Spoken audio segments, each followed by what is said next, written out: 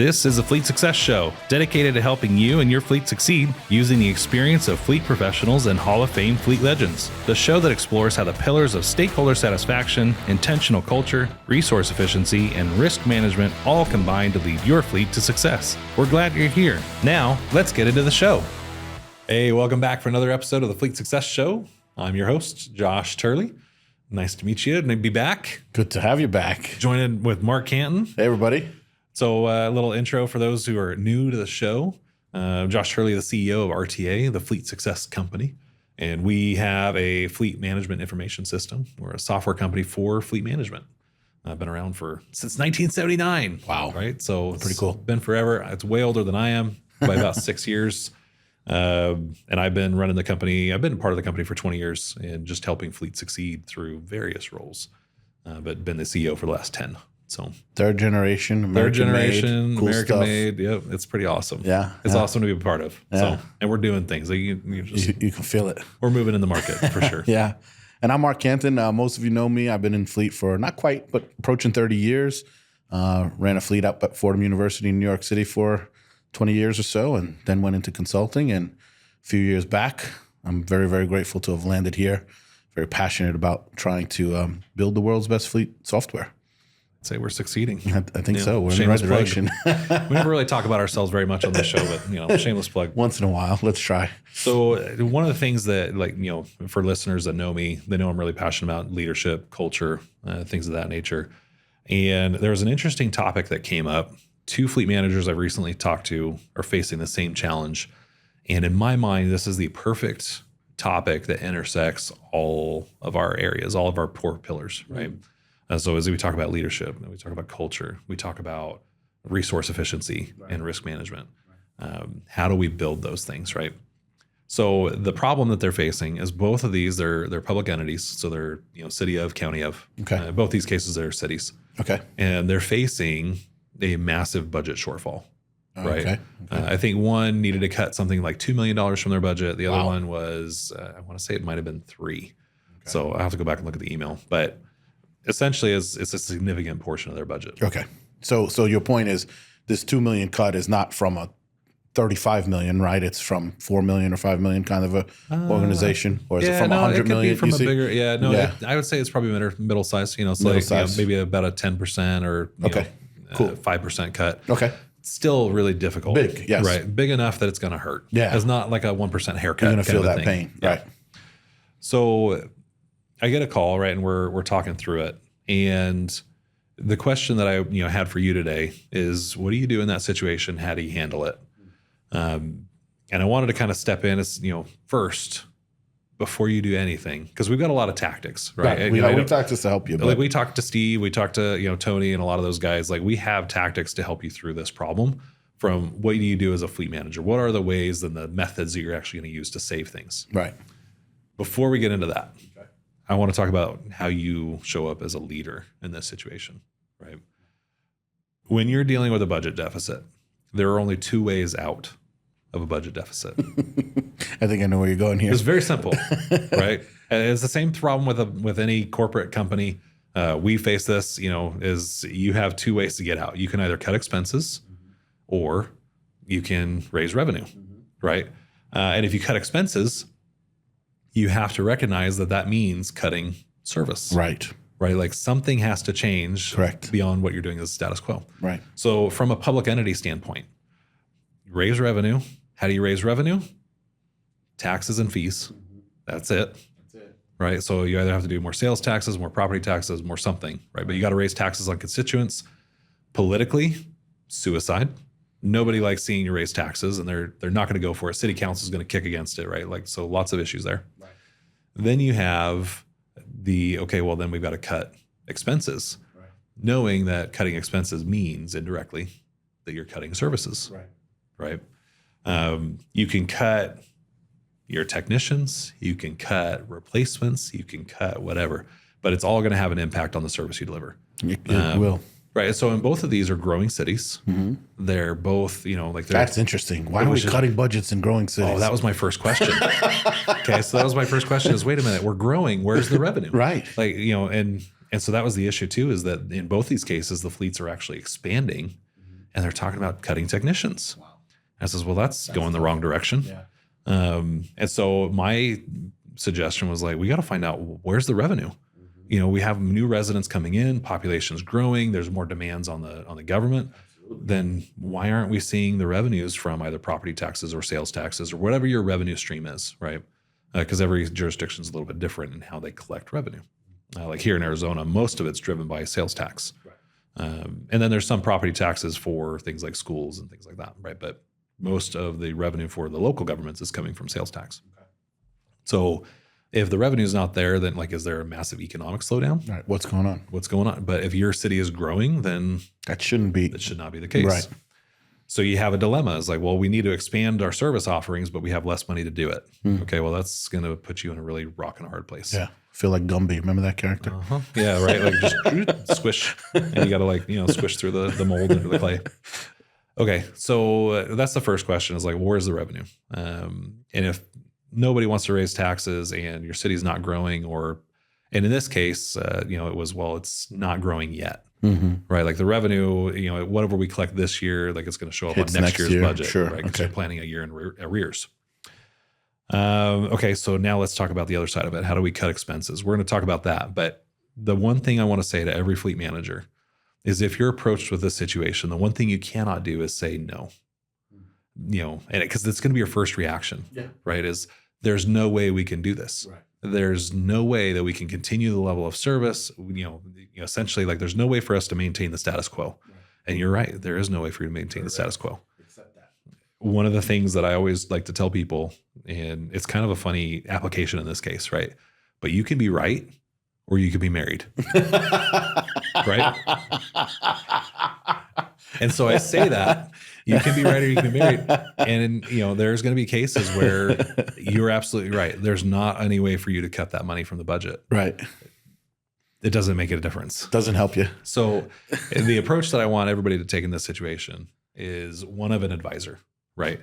And so I would say, it's not necessarily that it's right, but here's all the options. And so as a fleet czar, as a fleet, manager, you got to recognize your job is not to make policy decisions. Your job is just to keep the public, essentially the council and the city manager and public works director, whatever, your job is to keep them informed. Right. And so you're going to come up with all the options. Here's all the ways. Okay, you want $2 million in savings? Here's all the ways we could cut $2 million from our operating budget. Right. And however, the associated. Here's the trade-offs. Right. Here are the consequences that come with each of those single decisions. Right. Because no decision is made in a vacuum. Every decision has an opportunity cost. Every decision is going to have an impact on serviceability. There are so many consequences from these decisions. All you have to do is be able to tell that story, right? So the one thing I don't want you to do is take anything off the table. I want you to look at everything, put it on the table. And frankly, this is also to get out of your own bias to preserve the status quo. It's an anchoring bias. There's a lot of things that go into cognitive biases, but this is one of them, which is not making any changes is easier than making changes. If you get out of that and say, okay, well, we have to come up with something drastic, right? Think of Apollo 13. We got to get a square peg in a round hole kind of a thing. All the options are on the table and we got to build it with this. You can't say it's impossible. We have to figure this out. Right. So first, get the word impossible out of your dictionary, get the word can't out of your dictionary. Yeah. Your job is not to figure out what you can and can't do. Your job is to just tell them what's possible. Right. So we're going to talk through what's possible. Right. But that's my first word of advice. I think that's such a key thing. Yeah. Is just make sure that your first reaction isn't, we can't do that. We can't do that. And I'll tell you why. Is because if you do this and you're the party of can't, right, they're not going to see you as a team player. Right. They're not going to see you as somebody that's willing to help out and figure things out, right? And if you're more worried about preserving your own reputation or preserving, your own legacy, then you really aren't a team player, right? We talk about the 5 dysfunctions of a team. You're not. Yeah. That's exactly an And intention. you actually shoot yourself in the foot. You won't have a great legacy or a great reputation, right? Because you're not somebody who can figure it out and get it done. Right, exactly. Right? And so when we talk about the 5 dysfunctions of a team, inattention to results is literally defined by, team members are paying attention to the wrong things, right? And really, we're all in this together. We're a city. We need to make sure that we're good stewards of the public funds, all that fun stuff. That is the goal. That is the mission, is serving the public, not carrying on your reputation, your legacy. Right. And I've talked about this on other episodes, but those are the kinds of things that you want to make sure you're checking your ego at the door, that you're trying to be a team player and finding a way forward. Part of that is if you go with can't, it's going to come out in your day to day, right? Like you're going to show that in your face and your whole team is going to see can't. Yeah. And that also is a disservice to that team, right? In my mind, right? Like you owe it to them, I think, when you have to go back to your office and see the rest of the fleet folks, there's, no, we're going to figure out how to do this, right? You owe them that confidence and that optimism and that, can-do attitude, because if you don't exude that, how the heck do you expect them to exude that, right? They're literally relying on you for that. So that's one piece. And then the other piece is, I almost think of it as to your point about Canton and not being a team player, I encourage you to take it all the way 180 degrees to the other extreme. Like, this is a golden opportunity for you. Yeah. Freak it, man. Like, hit a home run. Hit a home run now. Now is the God-fearing folks out there or the universe or whatever has just given you on a silver platter an opportunity to take a swing and hit a home run. Yeah. And that's how I would encourage you to look at this. And maybe even like not aiming at 2 million. Right. Go for 3. Go for 3. Go for 4. Yes. Deliver. Just be like, you know what? I'm going to find a way that not only do we cut the budget, but we're going to cut the budget. Yes. Right. And we're going to find a way to supplement other groups who didn't do as well. And now I'm going to be your hero. Right. Yeah. Not literally because you're chasing the fame of it, but because you are a team player who's saying, no, I'm going to help. I'm going to build my reputation as that guy. Right. Exactly. And now I'm not saying that's possible, because sometimes it's like, it's too painful. The cuts are too deep. They're too painful. It gets too close to bone. However, if you can try and find it. All right. And again, your job is not to make policy. Right. Come up with $4 million in cuts and let them pick. It's, as a leader, I will tell you, when my managers come to me with options, I appreciate that so much more than when they come to me with, impossibilities, right? Problems. Right. This is the problem I can't solve. Here's, I know you asked for 2 and I can only get you to 5, or like $500,000. Mm-hmm. And nothing else is going to work. Right. Because now I'm on the hook. Like, I got to go find this somewhere else. Right. You haven't solved my problem. Right. So what if you come to me and you're like, I've got 4 million available for you.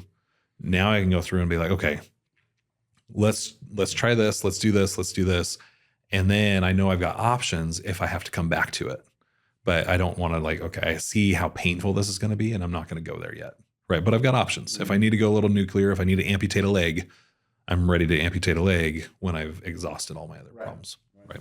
So, that's my, the first piece of this, which is really about self-leadership and leading others, right? Leading up and down the chain of command and all that. Right. Let's talk tactics. Yeah. Right. So let's get into the meat and potatoes. If you are facing a budget shortfall, what are some of the first things that you're looking at?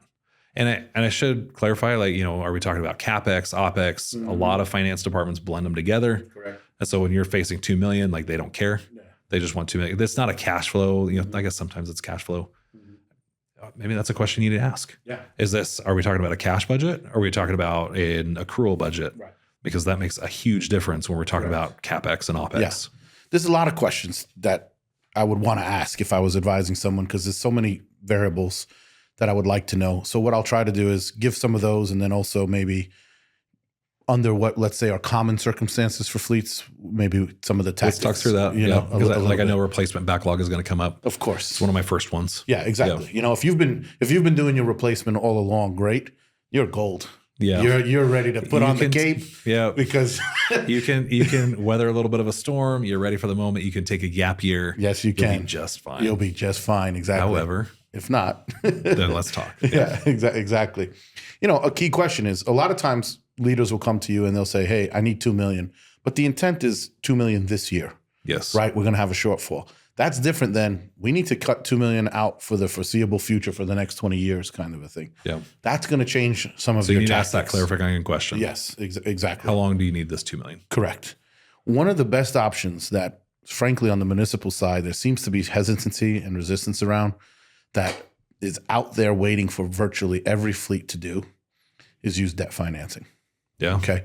When you debt finance, the cash savings and budgetary savings, the windfall over the first 5 years especially, but generally over the course of the life of, let's say, a 20-year replacement plan, are massive. Just absolutely massive, right? And you can just think about it, right? Like if you're going out and you were going to spend $10 million in replacements that year, you got to lay out $10 million. Yeah. Or you can finance it, and what are you going to lay out, $1 million, right? Yeah, maybe 10%, maybe 20%, right? Something like that. How much down? 2 million, right?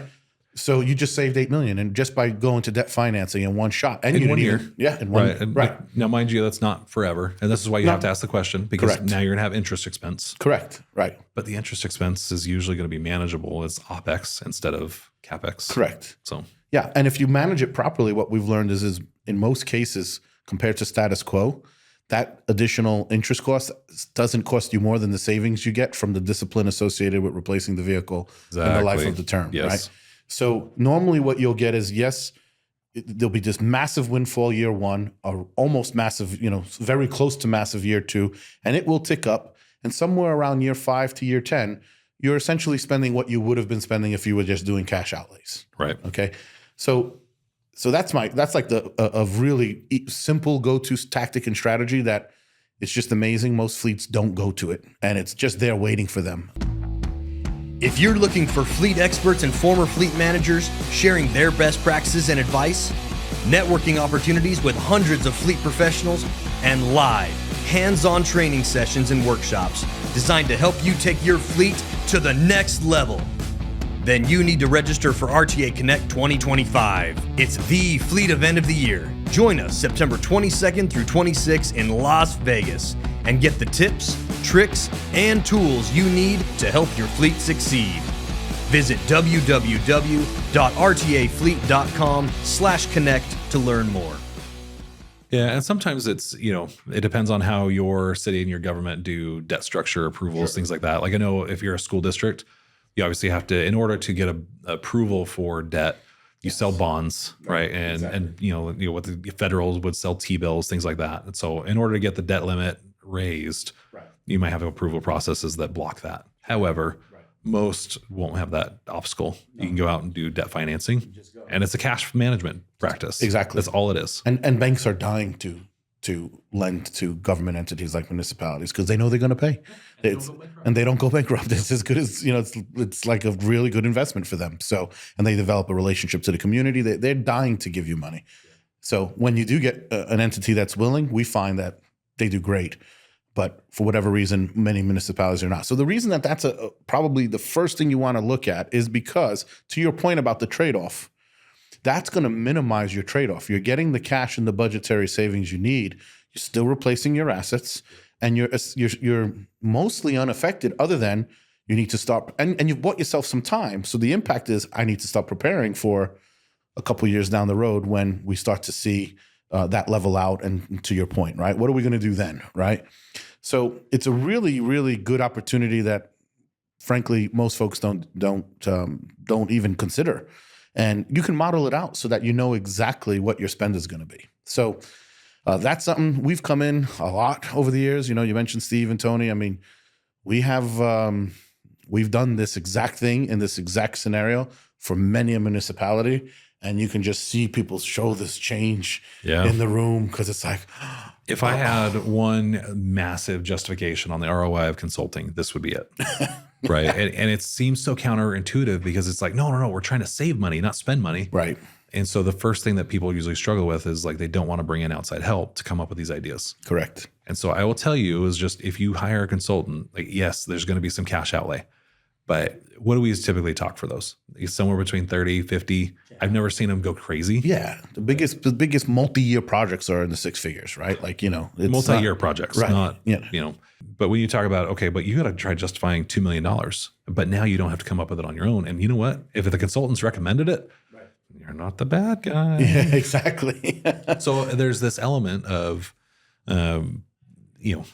spending a little bit of money in order to save money. Right. And so I definitely would advise hire consultants, and it doesn't have to be us. Like we're not the only game in town. We're not trying to sell you here, but we've done a lot of these. Yes. And so these are some of the things that we've done. Right. Okay. Well, and so let's stick with your theme here about spending money to save money. Okay. The irony of this, especially if you haven't been staying with your replacement, but let's say you've been petering along and you've been spending $2 million a year, $4 million a year, and maybe you should have been spending $8 million a year or something like that. One of the greatest ways to drive operational savings is also to replace your assets. So to your point, you might want to accelerate replacement because what you're going to find is your OPEX is going to tank, and you're going to just because now all your M&R is now what? it's all been moved over into the debt financing on the CapEx, right? And it's under warranty. It's under warranty, right. So yeah. like you don't have any M&R. Yeah. And now it's all part of the debt financing.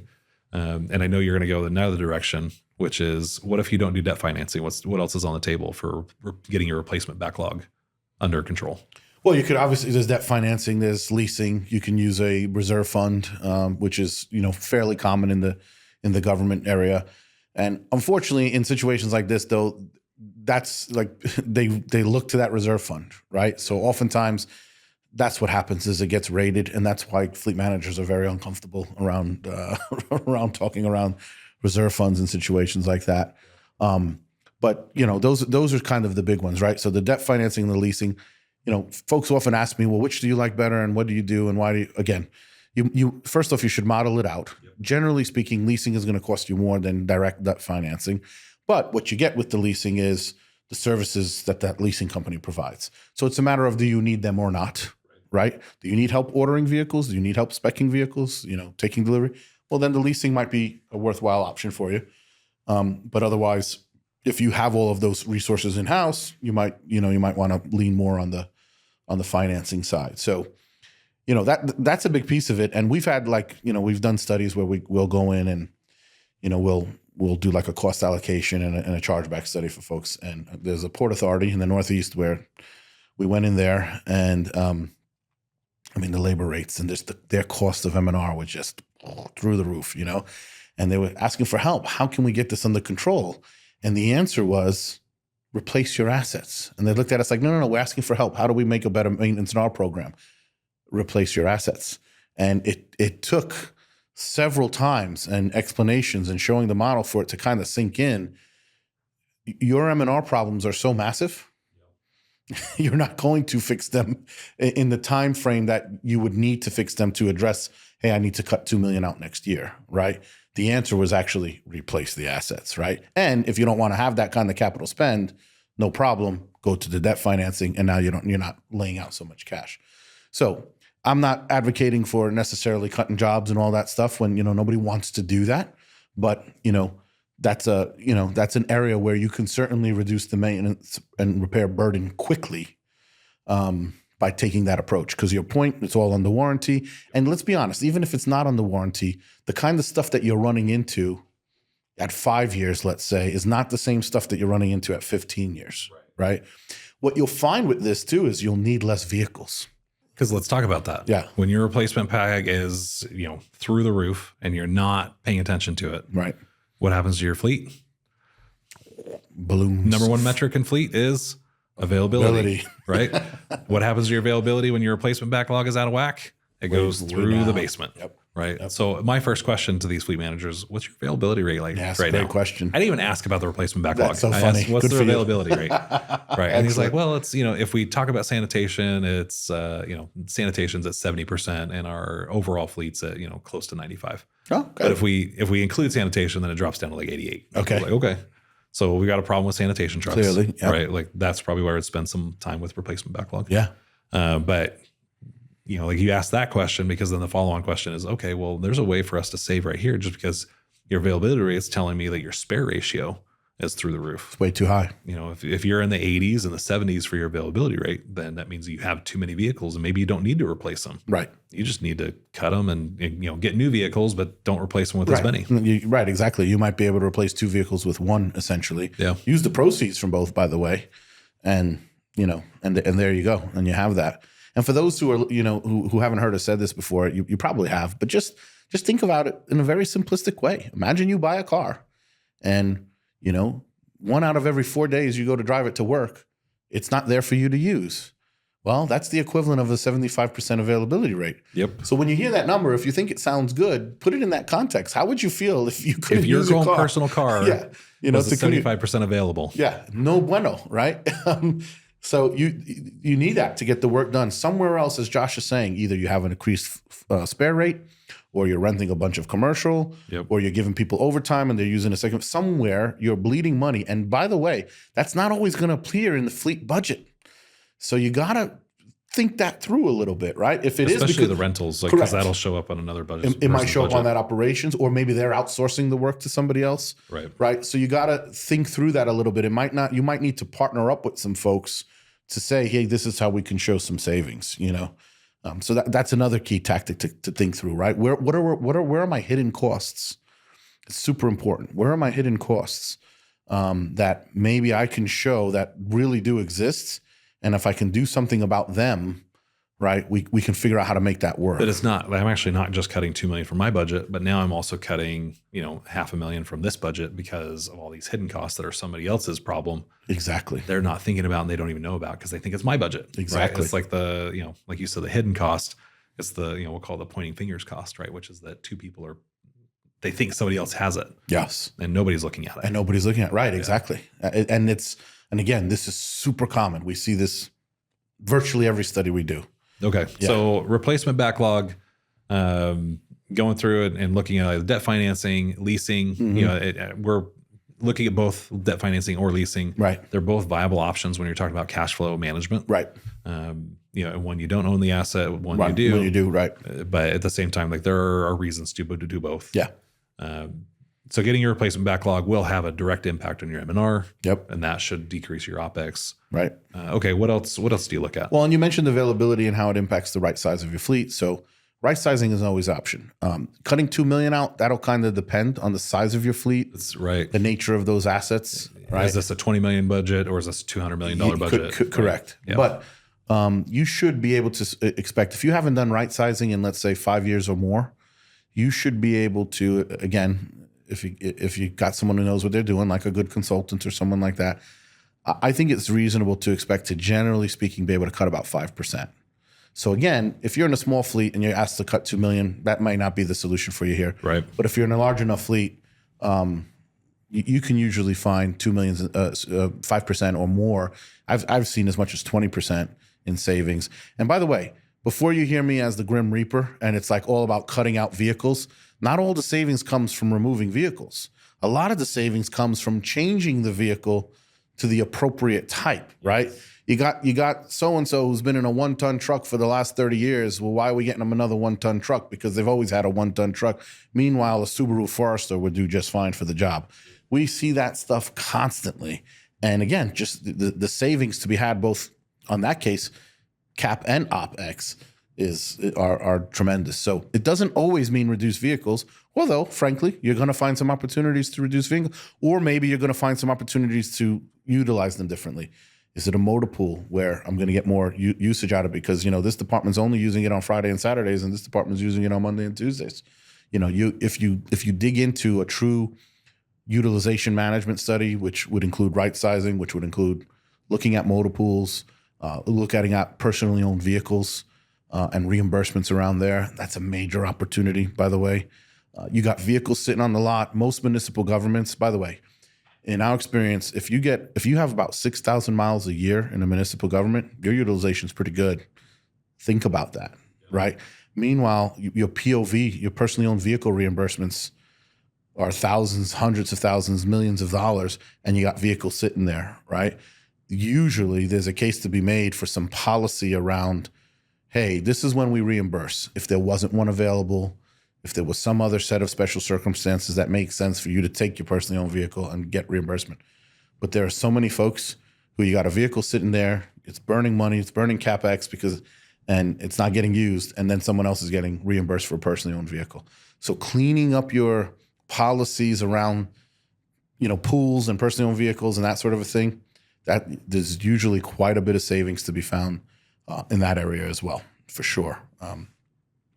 Another one I would look at is fuel. If you have telematics especially, it makes it a bit easier, but don't throw your hands up if you don't have telematics. Idling.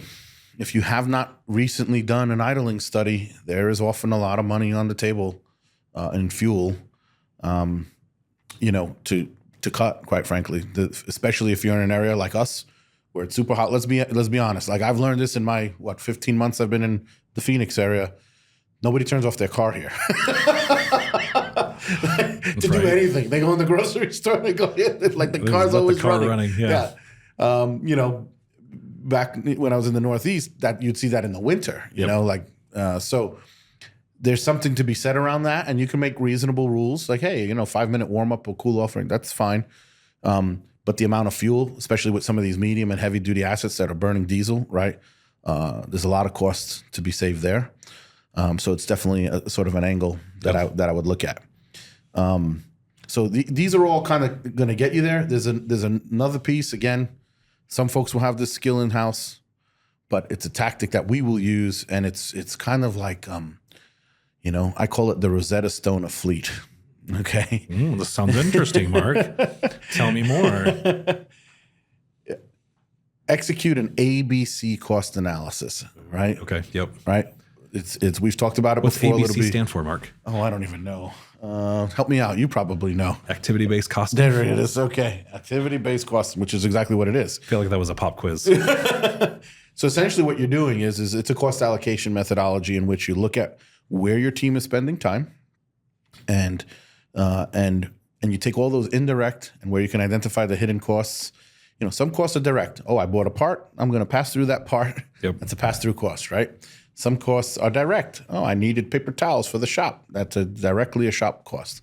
Some costs are much more difficult than that. You're the fleet manager.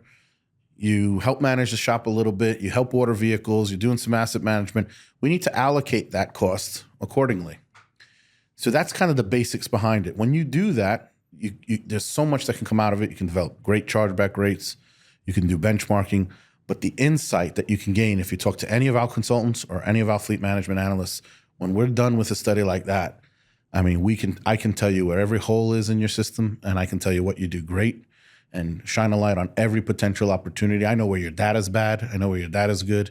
It's just like you see those images in on a movie, someone opens the book and it glows out of it. That's what it feels like sometimes. You have this aha moment when you read into the like a Rosetta Stone. Like a Rosetta Stone. I like it. It's a good analogy. Yeah. Now, that one's different than the other tactics I mentioned because I don't know what you're going to find there. Right. But what I'm suggesting is you will find something. Right. That's the exercise. Yeah, it is you want. like you do the exercise, and it's not necessarily that the thing itself is a thing, but you will find things within it. Correct. Right. So who knows what it'll be? Correct. But you'll find something there. Right. Oftentimes you might have too many techs. A lot of fleet folks. So let's talk about that because Yeah. that was going to be one of my suggestions. Okay. Right? Is we talk about right sizing your fleet, right typing your fleet. Right. But there's also like right sizing your technician pool. Absolutely. Right. And make sure that it's right staffing. Right. And so for that, like we recommend you got to do your AEUs, do Right. your what NAFTA would call like a VU analysis. We do an AEU analysis. Right. We have a base rate, which what do we say? 2 But, point. for how many AEU? Yeah, like one AEU is equals 11.3 hours. 11.3 hours in our system because we use a half ton pickup truck to be our It's the standard most AEU. common It's the piece most of common equipment that we see. Yes. And so that's our standard marker, right? And so, but you equivalent size your entire operation. So Correct. your sanitation trucks and your sedans, Right. we put them on a level playing field. You figure out how many hours of service each of those things needs. Exactly. And then you go through and you can figure, okay, based on hours of service, we know how many hours based on, productivity percentages Exactly. and time off and all the other fun stuff. Right. How many technicians we then need Right. in order to service that many vehicles. Exactly. And if somebody's coming to you saying, well, we're actually going to need to add 50 more vehicles, you got to know which type first. Yes. So you know how many technician hours you're going to need for each of those units. Exactly. But you might go through and realize, oh, we're actually overstaffed. And so Right. maybe you've got open hiring positions. We'll cut those first. Right. And then you can look at your staff and, start with where's your productivity problems? Yep. Who are your most productive techs? Exactly. Keep those ones. Don't worry about the cost. Like, I guess cost per productivity makes Sure. makes sense here to some extent. But I like keeping my rock stars. Yes. There's a reason they're my most productive. Exactly. Because they can handle more work and they're amazing. Right. But you look at your least effective techs and maybe you start there. Right. If it's government, seniority is probably going to play a role in this. You're going to have unions. You're going to have all that fun stuff. a little tougher. So it might be a little bit tougher to do that. But I always like looking at that kind of thing first, which is if you do need to cut techs and don't do it the wrong way. So let's bring up then the other pillars of fleet management here with an intentional culture and leadership. If you have to cut $2 million from the budget and this is one of the options on the table, handle it with grace. Right. Call up your buddy at the next city over. Right. I've got a great technician. I want to make sure he lands on his feet. Do you have any spots open? Amen. In the era of technician shortage, It feels Someone really, wants them. somebody's going to want them. And it does feel really like short-term thinking. Right. Be like, well, I don't want to cut a tech because, it took so long to get them in the house. And, like it's hard to find good techs. But I'll tell you what, if you help them land with grace, when you're back on your feet as a city or as a county or whatever, odds are is they're going to remember that. Yes. And they may be willing to come back. Yeah. And if they go to another city, they won't lose their retirement benefits. Right. They'll stay in the fund. Yeah, exactly. So it's, like try to help them out, try to do the right thing by them. And hopefully there's other opportunities around. But if not, they can go to a dealership, do their flat rate thing, earn a bunch of money, grind out. Then maybe when, things turn around for the city or whatever, you'll have a position open and they might be able to hire them back if they're, and some cities have that where you have like a hire back policy that they're first in line to get a job back, before you open it up to the general public. But those are some things that you may have to look at and make the tough decision, but just try to handle it in the right way. Right. A couple quick hits on that, because that's a great point, and just some additional nuance that you could search for. Steve talks a lot about the right kinds of techs and the right types of positions, right? Yeah. If you got 5 heavy duty folks and most of what you're doing is PMs, right? You may not need that. You may need a runner and you're paying a full-time mechanic, right? Those sorts of things. Yeah. Maybe you need just a PM mechanic. So you can take an even deeper dive into looking into the type of work you're doing. A good example is you see, now don't get me wrong, if you're in some remote location, you might have to do your own alignments. But I got to tell you, if you're a city and you're doing your own alignments, odds are you're burning money there, right? Yeah. The alignment shop down the street can do it better and cheaper than you can. Probably faster. And probably faster, Right. Most shops don't need a welder anymore. You might, again, I'm speaking in generalities, but the average shop does not need a welder anymore, right? That's an upfit. And you Go figure get that done. out. You go look to see how often is the welder running. Exactly. Right. And are they doing other jobs? Correct. They're They're building gates for public works, right? Yeah. Activity-based costing, make sure that half that salary is sitting in your budget. Bingo. Right? That should be over the PW budget. Exactly. So that's where you go through and you find some of these things. You're like, okay, well, I can cut this from my budget. Now, in the end, it doesn't make a lick of difference because all you did was increase somebody else's budget. Right. But that's their problem. Right. Right. They can, Exactly. It should have been over there this entire time. Yeah. That's not your fault. You didn't do something wrong. Right. Yeah. Exactly. All right. Well, we're about at time. There's probably a dozen more ideas. Yeah, we could keep going. We can keep going for this. Yeah. I would say if you're facing this situation, my first call is reach out to us. We're happy to have these kind of conversations, give you just some free advice. Yeah. And then I'm going to recommend that you look at a couple of the different consulting firms, get a bid, Right. talk to us. We will be able to help you get through this challenge way faster with us than without us. Right. But you're not going to be on your own. We can help you. We can point you in the right direction. And then you can go to, again, advise the city council, give them the options, tell them the trade-offs. Right. This is what's going to happen. If we cut our technicians too much, because that's, usually the first thing they're going to look at is your labor. Right. Right. Oh, well, we want you to cut your technicians by 5. And you do the AU analysis and you've got the story to tell. Bingo. Okay, With the data. we can do that. Remember, we're using the word can. Right. We can do that. But here's what's going to happen to the serviceability. Right. The availability rate's going to go down because Right. we're not going to be able to do all these PMs. Our downtime will go up. Right. And we won't be able to meet trash pickup Right. schedules. We'll have to cut back on trash schedule pickups in order to do this. We'll also have to cut back on maybe the number of routes that police are running. We may not be able to service fire. Right. So you just need to paint the picture of where is that cut going to trickle, because every decision you make is a ripple. It's going to have a domino effect on some other decision. Right. You have to be able to tell that story. Yep. And so your job now becomes one of storytelling and putting it in their language, which is numbers, Amen. serviceability. Right. Right. So some amazing ideas from this podcast. Again, reach out to us if you want to hear more. Podcast at rtafleet.com. You can go reach out, fleetconsulting.com. If you want to just talk to us and submit and say, hey, this is the problem I'm having. Yeah. Go to fleetconsulting.com. You can submit a request. We're happy to talk to you. We can give you a proposal at least. But at the very least, we can give you some free advice. Yeah. We're happy to do that. Yeah. With that's going to do it for this week's episode. Good luck to both of you. This is not easy. Anybody else going through this, feel for you, and I'm sorry. But we're going to wrap up and good luck. Good luck, everybody. We hope you enjoyed the show. If you'd like to help support the podcast, please share it with others. Post about it on LinkedIn or leave a review. Want to learn more about our fleet management software, Fleet 360? Check us out at rtafleet.com. If you want to learn more about having your fleet evaluated by our consulting team, go to fleetconsulting.com.